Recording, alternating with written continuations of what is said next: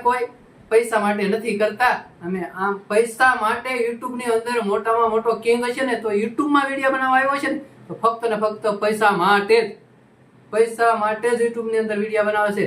અને એને કઈ તું સમાજના વિડીયા 2-3 અમુક તે મૂક્યા છે અત્યારે ભાઈ તો શાંતિ રાખજે. ટૂંક સમયમાં અમારે તારી અમે ડિબેટ કરવા આવવું ન પડે તો સમજી જાજે. આ સમાજના ભવાડાને લઈને તું યુટ્યુબ ની અંદર ન મૂકતો. જે કઈ સમાજની મેટર હોય તારે પતાવી હોય તેની પાસે જઈને પતાય તો તું સમાજનો આગેવાન કહેવાય. બાકી યુટ્યુબમાં વિડીયો ચડાવવાથી કોઈ વસ્તુ ન થાય.